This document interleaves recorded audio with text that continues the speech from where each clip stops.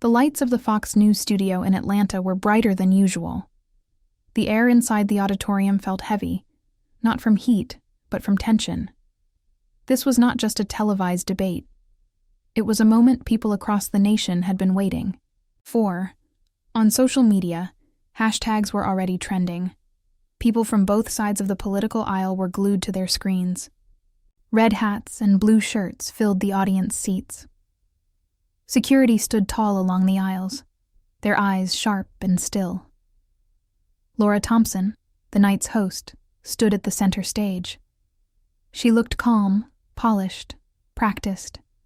Her voice was smooth, but carried weight, like a news anchor who had covered wars and political meltdowns. She smiled into the camera and said, "Tonight, we bring you a discussion that may shape national conversation. On one side, Representative Jasmine Crockett. On the other, FBI Director Kash Patel." The crowd roared, though not together. There were cheers and boos, like two storms crashing into each other in the same sky. Jasmine Crockett stepped up first. She looked sharp in a navy blue suit, her hair pinned neatly, her eyes scanning the crowd with the confidence of someone who had come to win. The applause from her supporters was loud, even defiant. She held the microphone close and began without hesitation. "I stand here today," she said, "not just as a representative, but as someone who believes in truth, transparency, and protecting the American people from political corruption." There were immediate cheers from one side of the room. Crockett's supporters whistled and clapped. From the other side, angry murmurs rose. Someone yelled, "What about the border?" Another shouted, "Where was that truth in 2020? But Crockett was unbothered. "I'll be honest," she said. "I didn't come here to exchange pleasantries. I came here to expose Kash Patel, a man who hides behind classified language, who claims to be protecting national security, but, in truth, protects only Trump and his billionaires." The crowd was on fire now. Her words hit like a match in dry grass. MAGA supporters booed loudly. Her Democratic base clapped even harder, chanting her name. Backstage, Kash Patel stood silently behind a heavy black curtain. He didn't blink. His tailored gray suit was flawless, his tie tight, hands relaxed by his side, but one hand held a dark leather folder. Inside the folder was something nobody on stage knew about, not even the host. As Crockett kept speaking, her voice echoed through the backstage monitors. She attacked Patel's credibility, questioned his role in the FBI, and called out what she claimed were abuses of power. Her voice carried sharp legal rhythm, a reminder of her background as a former civil rights attorney. "He posts memes on Truth Social," she said sarcastically, "while our intelligence officers deal with real threats. This man should not be trusted with a parking pass, let alone national secrets." The audience laughed, her supporters at least. The rest looked restless, some whispering, others recording on their phones. Still backstage, Patel adjusted his stance slightly. His eyes didn't move from the monitor. He listened carefully, not to defend himself, but to measure his opponent's tone, her strategy, and most importantly, to time his response perfectly. The folder in his hand wasn't ordinary. It contained documents that weren't just politically sensitive. They were explosive, tied to a classified cyber breach investigation, tied to a defense contractor, tied to a lawyer who had given legal counsel during the breach. That lawyer was Jasmine Crockett. She didn't know yet. Patel looked down at the folder, then at the light spilling in from the stage. He inhaled deeply once, then slowly exhaled. It wasn't nerves. It was control. The kind of focus that comes before stepping into a storm. Not to run, but to command it. On stage, Crockett kept speaking. "He says he fights for America, but has he answered for the classified documents he took home? Has he explained why his FBI raids seem to only target critics of Trump?" The host, Laura Thompson, interrupted gently. "Thank you, Representative Crockett. Now please welcome to the stage, FBI Director, Mr. Kash Patel." The audience burst into noise again. Cheers from the right, boos from the left. Phones rose in every row. Some eyes glared, some widened with curiosity. Patel walked onto the stage with measured steps. He nodded politely toward the host, then turned slightly toward Crockett. He didn't smile, didn't speak. He simply raised the folder slightly, just enough for her to see. She froze, for only half a second. But the camera caught it.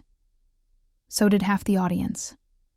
That moment, small, quiet, felt like the sudden stillness before a coming quake.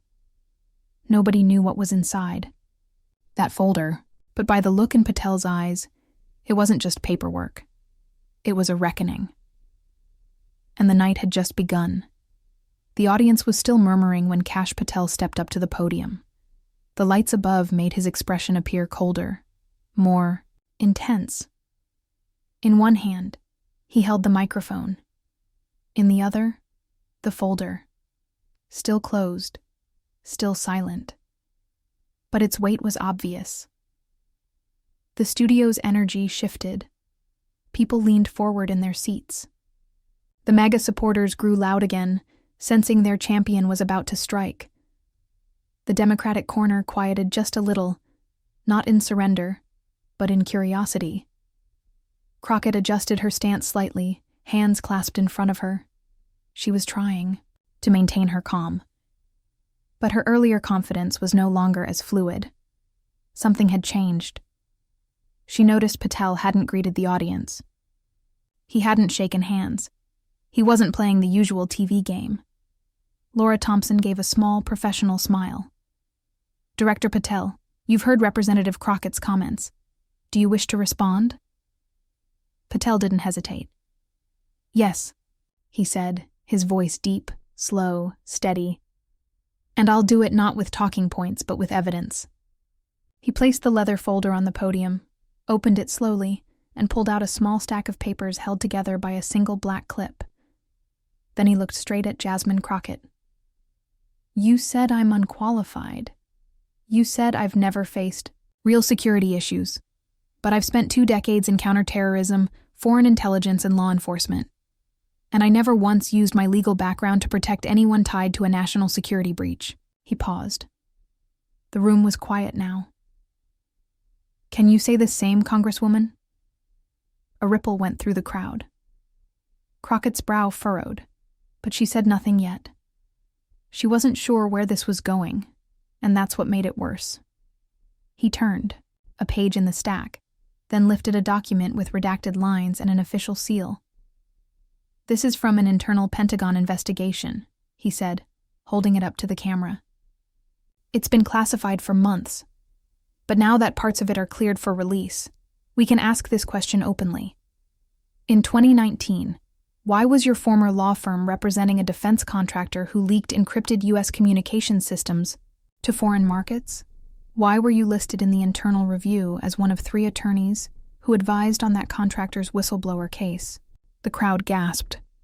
A wave of sound, disbelief, and rustling moved through the auditorium. The moderator blinked.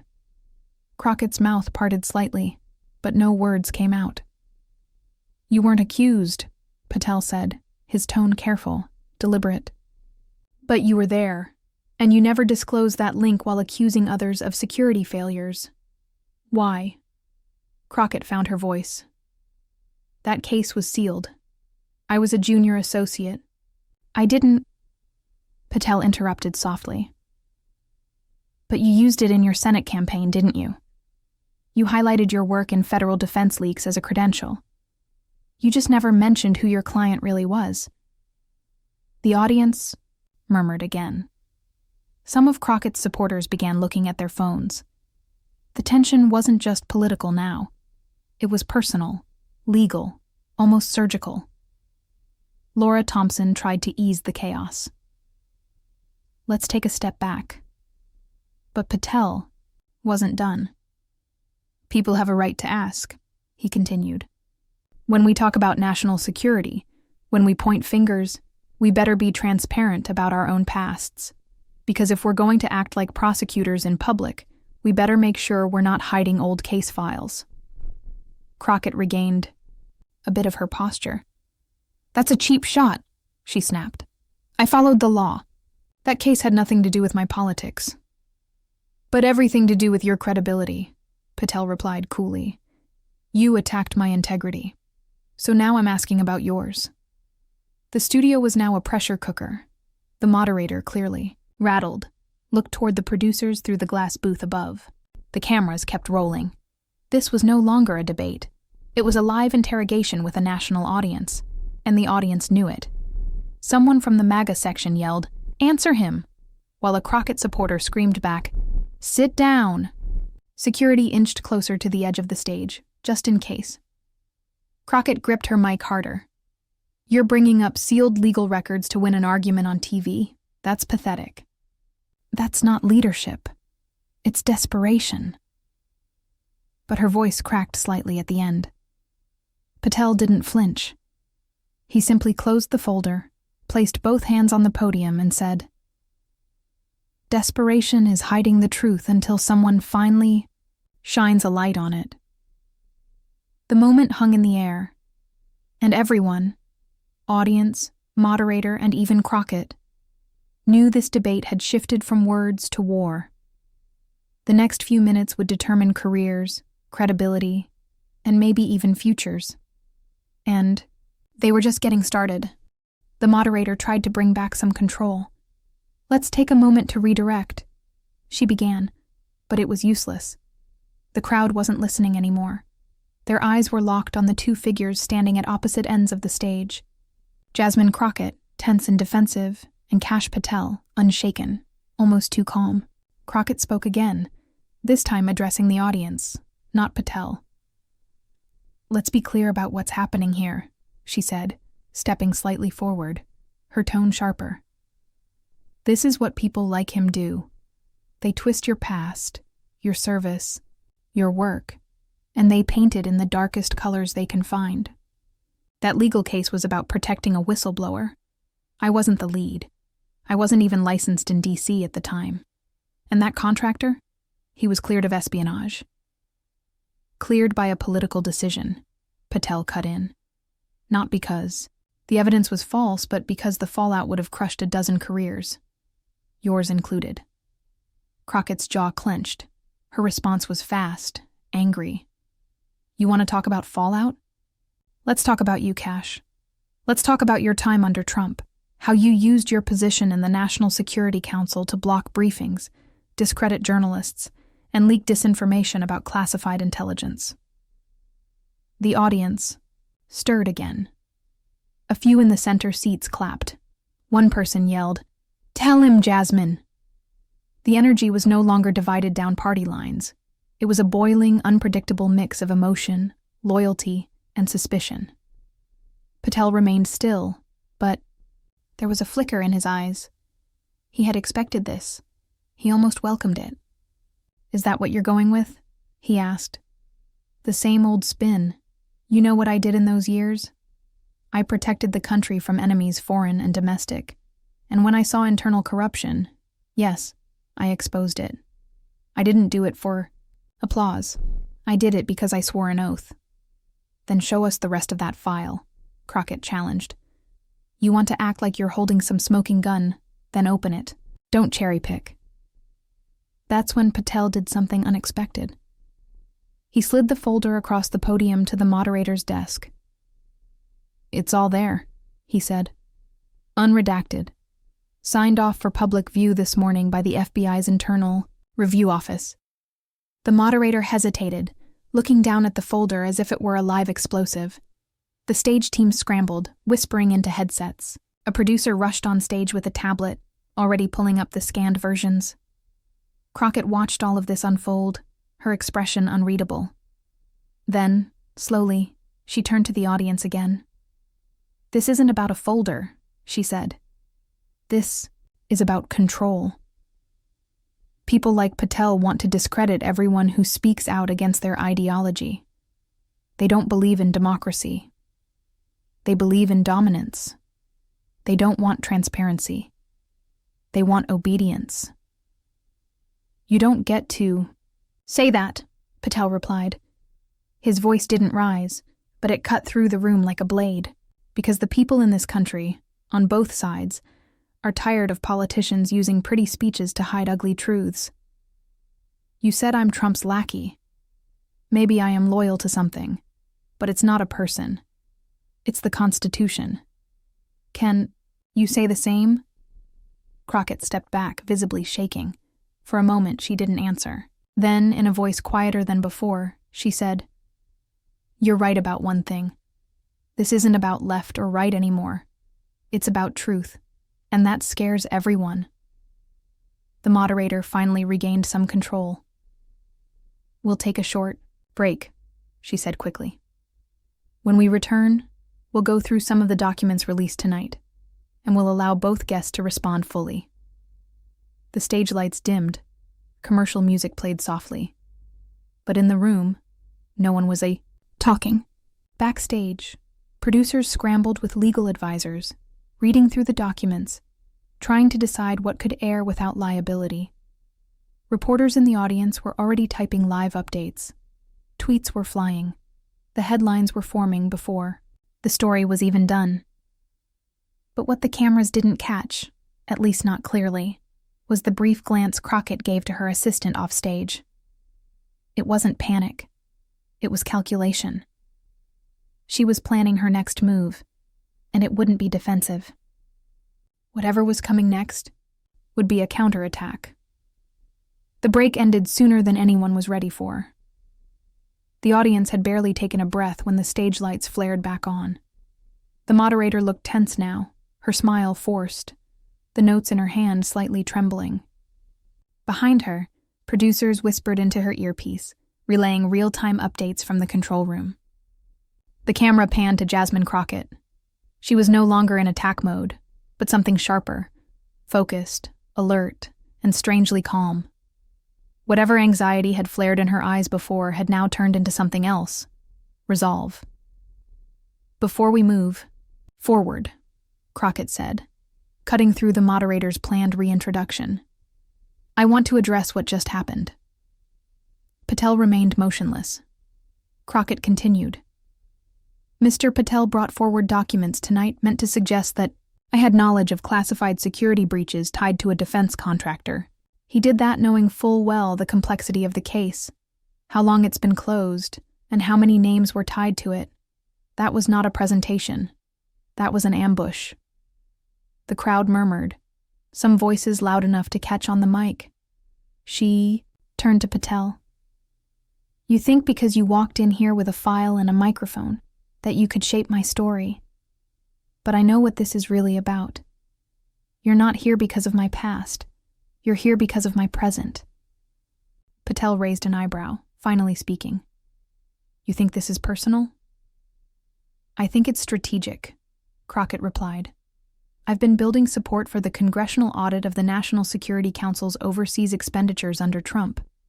And last week, I submitted a formal request for a subpoena on encrypted communications between Patel and a classified external operative in Poland, dated February 2020. You know the name I'm talking about." Patel's jaw tightened. His composure remained, but the silence that followed was louder than anything he could say. The moderator leaned forward. "Senator Patel, do you wish to respond to this accusation?" "I don't respond to conspiracy theories," he said sharply. "Especially ones that come from someone who's spent more time chasing ghosts than protecting Americans." Crockett shot back instantly. "That ghost was on a diplomatic watch list, and your name's on a funding memo that placed him in Warsaw 2 days before a known arms channel went dark. Don't dismiss what you know is dangerous." Patel was ready to argue, but the moderator stepped in. "We're moving into classified territory. Let's be mindful." But the tension had already shifted. The audience was no longer divided along simple lines. They were now watching a different kind of drama, one that hinted at secrets far beyond political mudslinging. Behind the scenes, the control room flipped into overdrive. Producers scrambled to redact names and timestamps from the documents Patel had provided. Legal staff from Fox News debated whether the broadcast should continue live. Then something unexpected happened. quiet alarm beeped from one of the moderator's tablets. A producer rushed to her ear. She turned pale. "We've just been informed," she said slowly, her voice cracking the silence, "that a cyber attack has been detected on congressional servers centered around the Judiciary Committee's data logs." A gasp swept the audience. Patel's face turned to stone. Crockett stepped forward. "I filed that subpoena digitally this morning," she said. "If that data was hid, it wasn't random." She looked straight at Patel. "And you know what that means." The stage wasn't a debate forum anymore. It was a crime scene. The lights flickered for a moment. The feed briefly glitched, just long enough for thousands watching live to wonder if it was a technical error or something darker. The moderator tried to regain control. "We'll pause the broadcast momentarily to verify details. Please stay with us." The screen faded to the network's logo. But inside the studio, chaos began to brew. Security agents entered the room, quietly positioning near the stage. Crockett was escorted off by her staff, whispering urgently. Patel remained, arms crossed, still. He didn't leave. He didn't move. Because in his mind, he had expected this. He wasn't just carrying a folder with Crockett's past. He had brought something far more dangerous, evidence of a game being played on a much bigger board. And now, the game had changed, not just for him, for the whole country. The broadcast returned after nearly 10 minutes of dead air. Fox News issued a rapid statement about technical issues during a high-profile segment, but the truth was already leaking online. Clips of the confrontation, rumors of a cyber attack, and screenshots of redacted documents were being shared across encrypted apps and social platforms. Inside the studio, the tension had hardened. Security agents were now visible, not just on the edges of the stage, but lining the side doors. The energy had shifted from political theater to something more akin to a high-stakes trial. Laura Thompson, the moderator, returned to the center of the stage. Her face was composed, but her voice was tight.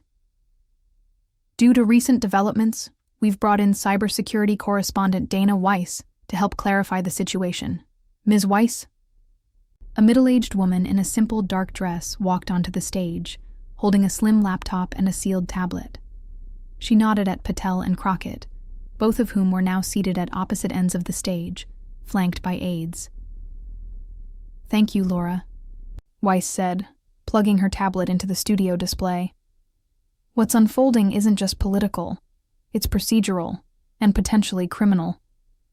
About 30 minutes ago, the Judiciary Committee's internal servers were accessed by an unidentified source using a proxy routed through Eastern Europe. The digital footprint is sophisticated, clean, fast, and designed to erase itself after one use." She turned to Jasmine Crockett. "The subpoena you mentioned, was it submitted through your secure congressional channel?"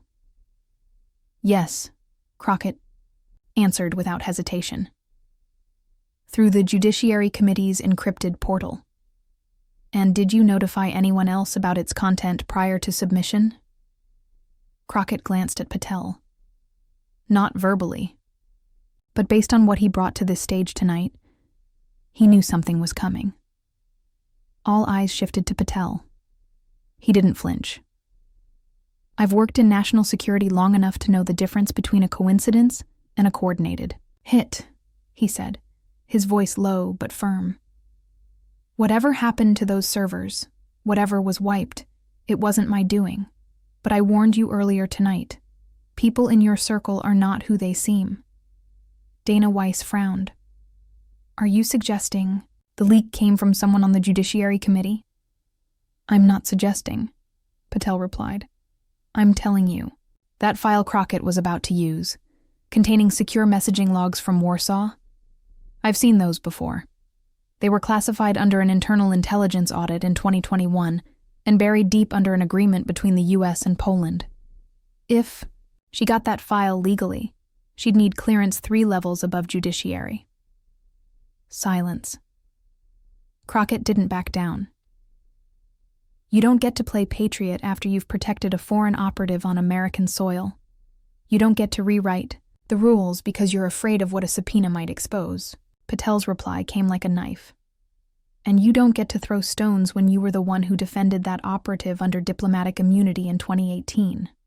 I read your signature on the court brief. The room froze. Even the moderator didn't know how to respond. You think I didn't recognize the name? Patel said, louder now. Obrad Lenko, diplomatic courier from Belgrade. You kept him out of federal custody after he was found near a military base in Nevada. You claimed he was accidentally detained, but he wasn't. Crockett's face turned to stone. You signed the waiver, he said. You closed the door, and now you want to open a new one, on me. The crowd reacted. Gasps, cries, a mix of confusion and realization. Dana Weiss stared between the yuts. 2. This is no longer a debate. This is a national intelligence emergency.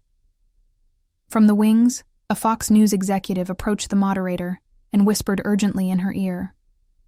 Laura Thompson stood slowly and addressed the camera. We've just received official notification that the Department of Homeland Security has activated a joint task force to investigate the breach and all individuals connected to the subpoena file, including members of this broadcast. The sign, lights dimmed. Everything slowed. Patel stood.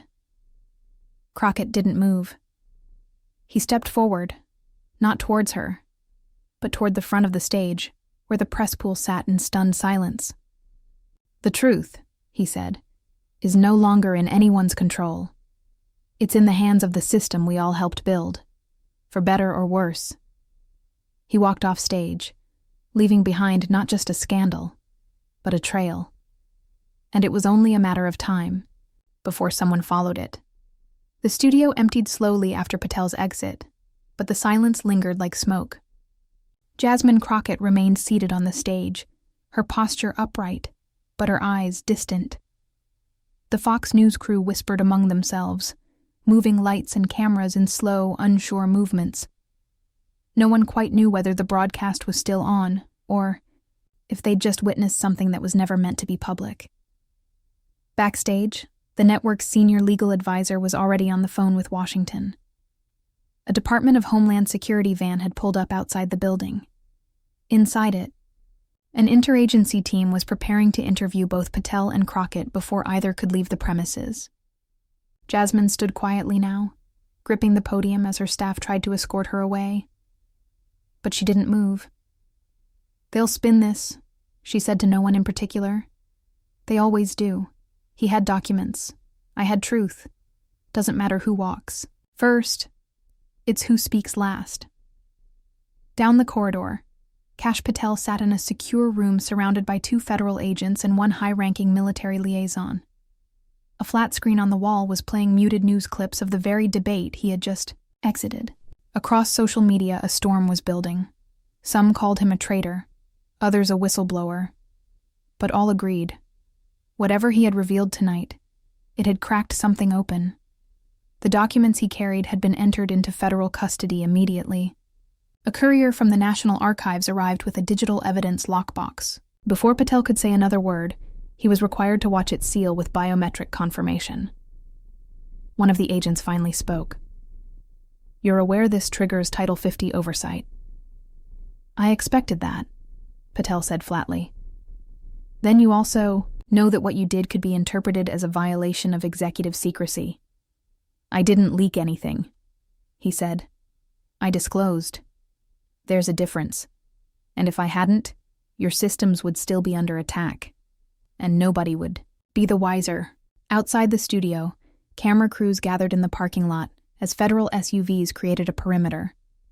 Journalists jostled to report every movement, who was still inside, who had been taken out through the basement, and who hadn't been seen since the feed cut. One CNN correspondent whispered into the camera. What started as a televised debate has now spiraled into a full-scale federal intelligence inquiry. This is no longer about political rivalry. This is about national integrity and possible foreign infiltration. Meanwhile, at the FBI's D.C. headquarters, A secured call was being decrypted between two anonymous handlers. One voice was cold, mechanical. "We didn't authorize Patel's release of the Belgrade file." The other voice answered, "He must have found it archived under the Warsaw back door. Someone slipped. Or someone wanted this to come out. Either way, Crockett is compromised now. And if the leak traces back to her campaign's legal donors, we're looking at more than just espionage. We're looking at treason." In Dallas, where Jasmine's campaign headquarters sat dimly lit, her chief strategist had already shut down all servers and sent out a silent legal advisory to every donor. The campaign's encryption logs were being burned. But they were too late. The media narrative was shifting by the minute.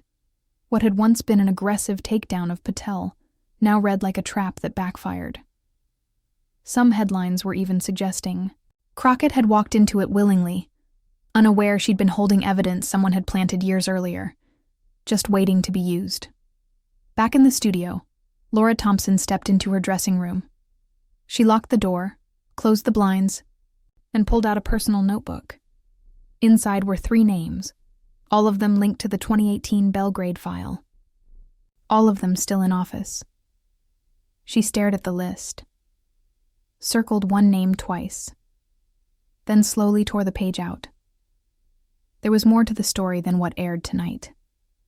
What no one knew, not Patel, not Crockett, not even the Department of Homeland Security, was that this file, this broadcast, this confrontation, had been orchestrated not by enemies of the state, but by architects within it. Someone had decided it was time to expose part of the machine. Just enough, and someone else was going to pay the price. The broadcast had ended, but the real storm had only just begun. Inside the media room of the New Orleans Convention Center, the press surged forward like a tidal wave. Dozens of reporters shouted questions, their microphones stretching like spears toward Schiff, who had yet to leave the stage. His staff surrounded him, trying to create a barrier, but it was no use. The story was already out. Backstage, Senator John Kennedy sat on a folding chair, his coat draped over one arm, the affidavit still in his hand. His campaign manager, Michael, stood nearby, silent, eyes locked on the live news ticker now flashing across every screen. Whistleblower exposes Schiff in live debate shocker. Kremlin file altered, Senate shakeup imminent. Kennedy drops evidence, calls for investigation. Michael spoke first. "It's done." Kennedy didn't move. Not yet. Across the country, reaction came fast. Networks cut from their regular segments. Twitter melted with hashtags. Schiff file, Kennedy truth, rising debate. Former intelligence officers appeared on live panels. Legal experts debated what would happen next. At CNN, the anchor leaned forward, brow tense. This is not just a political moment. This is a constitutional one. In Washington, the House Oversight Committee called an emergency meeting for the next morning. Meanwhile, Angela Wyatt, whose affidavit had stunned the nation, was now under federal protection, her statement already authenticated. Adam Schiff finally emerged from backstage. His face was pale, lips tight. The once confident man who had controlled hearings, run headlines, and shaped narratives now walked with his shoulders drawn. When asked for comment, he paused only once. "I will respond, in due time." But time wasn't on his side. By midnight, subpoenas were being prepared. The Justice Department issued a quiet but serious acknowledgement of credible whistleblower material.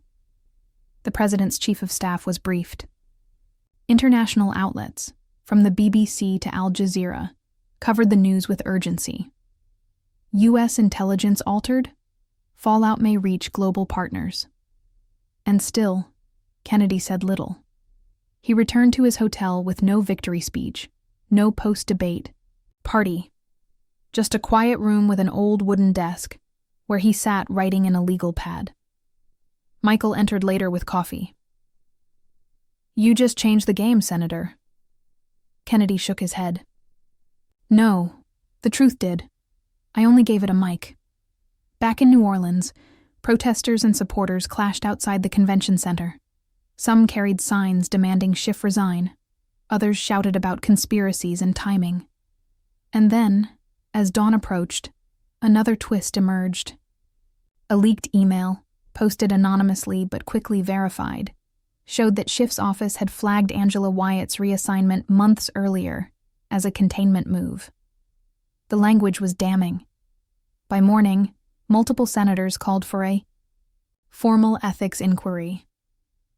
"Trust in our institutions must be restored," one said. "This is not about party, it's about country." As the nation woke to headlines, schools, diners, churches, all buzzed with the same question.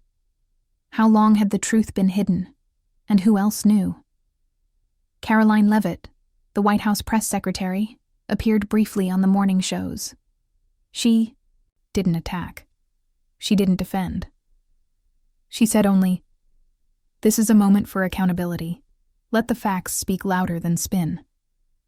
The final shot of the story wasn't a confrontation. It wasn't Kennedy or Schiff. It was Angela Wyatt, walking alone, head held high, through the Capitol's east entrance. No cameras, no statement. Just a woman who once whispered the truth, finally heard.